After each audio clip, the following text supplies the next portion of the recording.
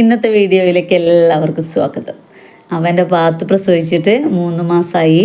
Path പ്രസവിച്ച ആ സമയത്തുള്ള വീഡിയോ ഞാൻ ഇട്ടിരുന്നു. എല്ലാവർക്കും നല്ല ഇഷ്ടമായിട്ടുണ്ടായിരുന്നു. അങ്ങനെ ആ കുട്ടികളൊക്കെ വലുതായി, ആ സുന്ദരനും സുന്ദരിയും നല്ല കുറുമ്പന്മാരായി.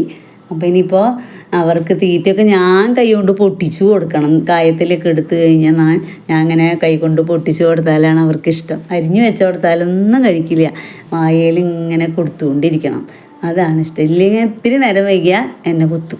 അങ്ങനെയൊക്കെയാണ് ഇവരുടെ കുറുമ്പുകൾ. സുന്ദരനാണെങ്കിൽ കൊമ്പുണ്ട്, അതാണ് എനിക്ക് പേടി. കൊമ്പുള്ള ആടുകളെ എനിക്ക് അത്രയ്ക്ക് ഇഷ്ടമല്ല. പിന്നെ സുന്ദരനും സുന്ദരനെയും കാണാൻ അയൽവക്കത്തെ വീട്ടിലെ കാർത്തു വരാറുണ്ട്. കാർത്തു ഒറ്റയ്ക്കാണ്, കുട്ടികളൊന്നുമില്ല, അവൾക്ക് ഗർഭിണിയാണ്. ഇപ്പോൾ അവളെ കണ്ടാൽ എൻ്റെ പാത്തുവിന് ഭയങ്കര കുശുമ്പും ദേഷ്യമൊക്കെയാണ്. അവളെ കുത്തി ഓടിക്കണം.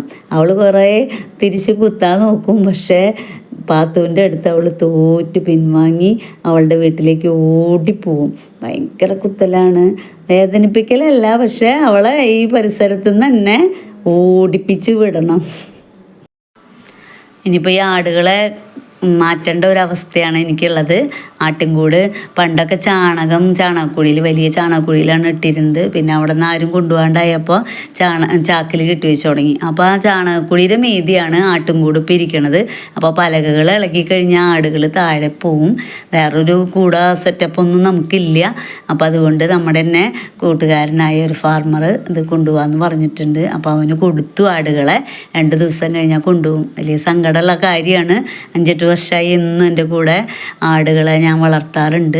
ഇനിയിപ്പോൾ എന്തായാലും ഓണം കഴിഞ്ഞ് മഴയൊക്കെ പോയിട്ട് ശേഷം കൂട് റിപ്പയർ ചെയ്തതിന് ശേഷം കൊണ്ടുവരാമെന്ന് വിചാരിക്കുന്നു. ഇതിൽ തന്നെ സുന്ദരീനെ ഇങ്ങോട്ട് തരാൻ ചോദിക്കണം എന്ന് വിചാരിച്ചിട്ടുണ്ട്. അല്ലെങ്കിൽ വേറൊരു ആട്ടിൻകുട്ടീനെ തുടങ്ങി വീണ്ടും തുടങ്ങണം.